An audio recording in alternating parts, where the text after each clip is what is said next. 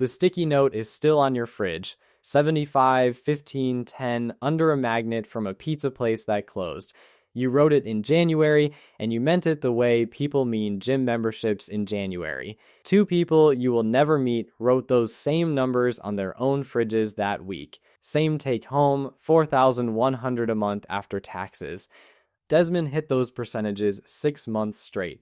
He'd check the note every payday like a man saying grace. Then his transmission went, and by month 8 he had sold every share he owned at a loss to cover it. Renee lost her note under a takeout menu in February, where most financial plans go to die. She had one automatic transfer she had not looked at in 2 years. Same income. Same 3 numbers. By month 8, she was 3,000 ahead of him and had not thought about her budget once. Same percentages. Opposite lives, which means one number on your fridge is doing a completely different job than you think. My name is Nick, and I have spent an unreasonable share of my life running other people's budget rules through a spreadsheet to see which ones survive contact with an actual paycheck. If you have ever written percentages on a fridge and quietly stopped looking at them by March, hit subscribe, because today we take this thing apart down to the arithmetic. What it gets right, where it snaps in half, and the order of operations that decides which of those two people you turn out to be. Stay to the end, and I will give you one number to divide on your phone in about 90 seconds that tells you whether this rule can work for you at all. Almost nobody has ever run it. So here is the rule as you have probably seen it. 75% of your money goes to living. Your rent, your groceries, your insurance, your gas, the streaming services you forgot you pay for. 15% gets invested, your retirement accounts, index funds, the boring stuff. 10% goes to savings, meaning cash you can touch without calling a brokerage. 25% of every dollar you earn aimed at a version of you who does not exist yet. Before you rewrite your note, 2 things get glossed over and both change your math. First, nobody agrees which pile is which. Some versions say 15 invested and 10 saved, others flip it, not the same instruction, and they do not build you the same life. Second, and worse, nobody agrees whether you apply it to your gross pay or your take-home. The people who popularize this mean your take-home. But the 15% benchmark it quietly borrows from, the one Fidelity has published for years, is measured on your pre-tax income and includes your employer's match. That gap is not academic. If you make $80,000, 15% of your gross is $12,000. 15% of your take-home is closer to $9,000. $3,000 a year, every year for your whole working life, riding on which word somebody used in a caption. A rule this famous should come with a unit of measurement. Speed limits manage it, cough syrup manages it. So let's find out whether 25% is even worth what it costs you. Say you earn $60,000. Your 15% is $9,000 a year, $750 a month. At 7%, after 10 years, you have about $124,000, which feels slow. You gave up a decade of dinners and you bought a used sedan. Compounding's opening act is famously terrible. It is the friend insisting the movie gets good in the 3rd hour. But keep going. After 20 years, $369,000. After 30, roughly $850,000. After 40 years, $1.87 million. Before you draft a resignation letter, that last number is in future dollars. And future dollars buy less. Run it at 5% after inflation, and you land near $1.1 million in today's money. Still, that is you, $60,000 a year, no raises, no inheritance, no lucky pick, just a percentage you never touched. And here is what makes your savings rate the most underrated number in your financial life. It works both ends at once. Every dollar you divert is a dollar invested, and a dollar you have proven you can live without, which shrinks the pile you need. There is a well-known version of this math saying that if you save 10%, you are looking at roughly 51 years before work becomes optional. 51. If you save 25%, that drops to about 32. At 50%, 17, 51 years is not a retirement plan. That is a sentence with a matching contribution. Read that again because it is the entire argument for this system. Going from 10 to 25 does not buy you a slightly nicer retirement. It deletes 19 years from the part of your life you owe to somebody else. Renee, by the way, has never once hit 25%.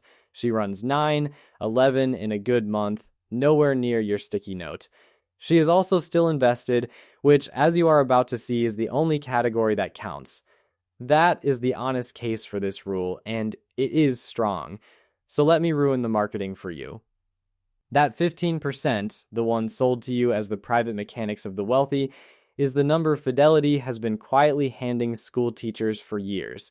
Save 15% of your pre-tax income, including the match, start in your 20s, land near 10 times your salary by 67. That is the secret. The 1% are running the pamphlet from your onboarding folder, the one you threw away with the dental plan, which is either reassuring or deeply annoying depending on your mood. But that is good news for you. Nobody is hiding anything. There is no tier of information you were not invited to. Your arithmetic is boring, published, and free, which leaves a worse question. If the math is public and it works, why did Desmond still lose? And why does nobody you know hit these numbers? So let me take the title of this video and hold it up to the light. Builds wealth on any income. Any income. Let's test that, because arithmetic does not care about your feelings or mine. Put your pay stub next to what the Bureau of Labor Statistics says households actually spend. In the most recent full year, the bottom fifth spent about $35,000. Their income tops out under 30. They are already spending more than they earn. There is no 25% there to allocate. You cannot take 15% of a number that is already negative. That is not budgeting, that is asking arithmetic to do you a favor. Housing eats about 42% of what that bottom fifth spends against 29 at the top. And the category that would hold your retirement contributions, for them, 2%. Not because they lack your discipline. Because their money was spoken for before it landed, the same way yours is the second your rent clears. Now check your own rent against this. Harvard's Housing Center found cost-burdened renters, meaning people handing over more than 30% of income for housing and utilities, hit a record. 22.6 million of you, half of everyone renting in this country. 12 million are severely burdened, which is the polite phrasing for half your income buying somewhere to sleep. And if you rent on under $30,000 a year, you have about $250 a month left for food, medicine, and getting to work. Now tell that household to live on 75%. You are not giving advice at that point. You are handing someone a diet plan whose first step is be less hungry. So let me put your hands on it, because percentages are easy to nod at and hard to feel. Here is Renee's paycheck from before she figured any of this out. You run it, you make $52,000 a year. After federal tax, payroll tax, state, and your share of the health premium, about $3,300 lands in your account. Your 75% gives you $2,475 for all of life. Your rent is $1,650, not a luxury building. The median-ish one-bedroom in a mid-sized metro with a parking lot and a laundry room where one machine has been broken since you moved in. Your utilities and phone, $230. Your car payment, $410 because your job is 11 miles from anywhere a bus goes. Your insurance, $170 because insurers have collectively decided everyone is a risk now. Gas, $120. Groceries, $400. Your student loan payment, $350, and credit card minimums because you had to put that last set of tires on plastic. $250, added up, $3,580. You are $280 underwater, and you have not bought a single item of clothing, seen a doctor, or acknowledged that your mother has a birthday. You are not undisciplined. You are doing arithmetic on a number your landlord set, your employer set, and an insurance actuary who has never met you set. Sit with that, because the internet gets this backwards. When you cannot run 75, 15, 10, the reflex is to audit your coffee. But the spending data says that bottom fifth is not overspending on entertainment, they are overspending on shelter, and shelter is not a preference you can talk yourself out of. I know your objection because it is mine on a bad day. But Nick, people make choices.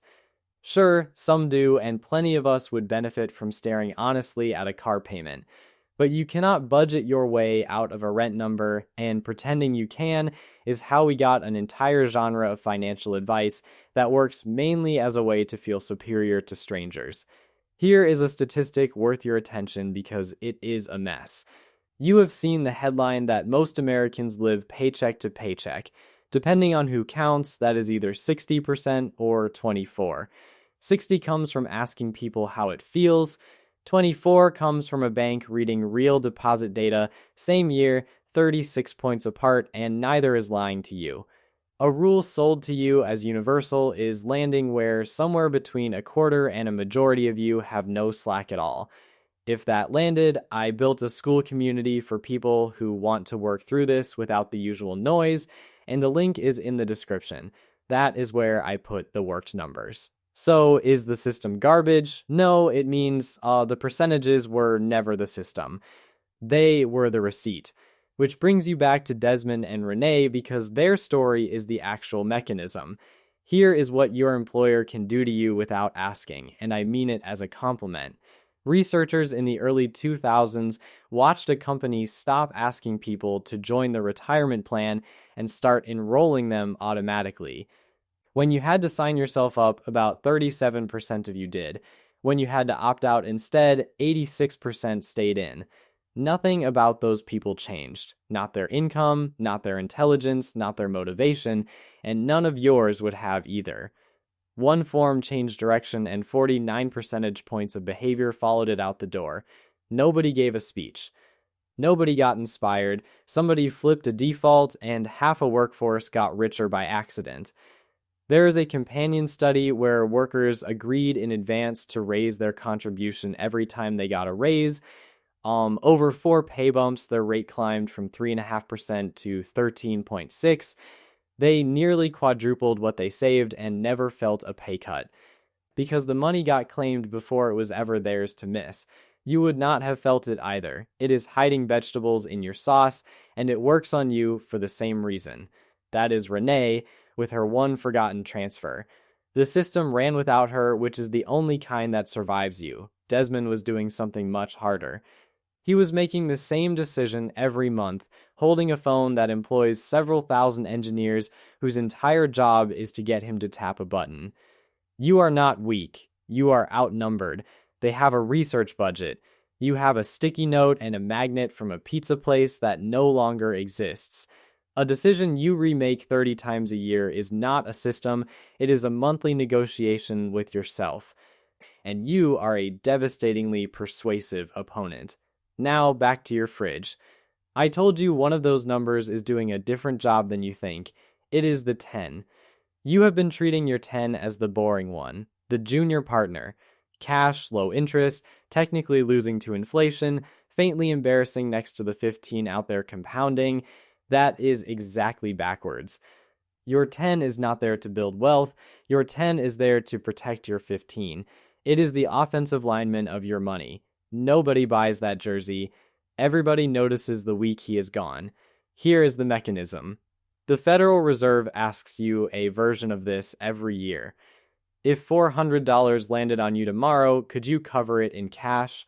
About a third of you say no.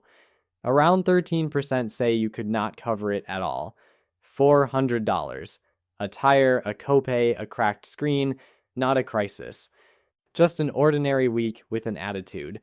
So watch what happens to you without a cash layer. Life sends a bill. Not a catastrophe, just a Tuesday. And the only money you have is money you invested. So you sell. Maybe into a down market, locking the loss in permanently. Maybe you raid a retirement account and eat the penalty on top of the tax. And here is the part that finishes people. You learn a lesson. You learn that investing did not work for you. You do not start again. That is Desmond. He did not fail because he picked bad funds. He failed because he built a system with no shock absorber and then drove it on American roads, which means your order is not 75, 15, 10. It goes like this. Take your employer match first, because roughly a quarter of participants put in too little to collect all of theirs, which is leaving your own money in a coat you never wear. Then build a cash floor, even a small, ugly one. Then kill anything charging you 20-something%, because paying off a 24% card is a risk-free 24% return, and the market cannot promise you that on its best day. It is the only guaranteed win in investing, and it arrives dressed as a chore, which is why nobody posts about it. Then, and only then, does your 15 get to be impressive. Your percentages are the scoreboard. Your order is the game.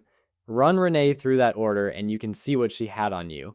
She never had 25% to give. She had a match she took, a small pile of cash she refused to touch, and one transfer nobody had to approve. Her transmission went too, eventually hers always does. But she paid out of the ugly cash pile instead of out of her future, so her compounding never got interrupted, and she never had to learn that expensive lesson about investing not working for people like her. Her rate was worse than yours. Her sequence was better.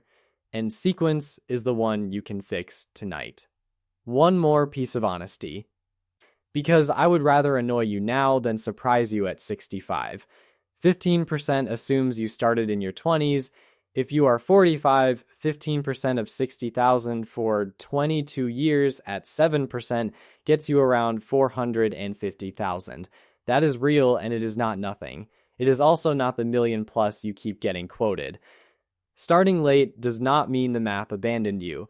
It means your number is closer to 20 or 25%, and the tax code, in a rare moment of noticing that human beings exist, helps you here. In 2026, you can put $24,500 into a 401k, plus another $8,000 once you are 50. And a bigger catch-up of $11,250 between 60 and 63. Your IRA limit is $7,500 plus $1,100 more past 50. And while we are being honest, let's talk about the numbers that make you feel behind. Vanguard's latest report puts the average retirement balance near $168,000. Your median is about $44,000. The broader Federal Reserve survey shows a mean around $334,000 against a median of $87,000. Anytime a mean runs 3 or 4 times its median, that average is being hauled upward by people whose finances have nothing to do with yours. The average net worth of a bar changes considerably when one guy walks in to use the bathroom. Averages are how you drown crossing a river that is 4 feet deep on average.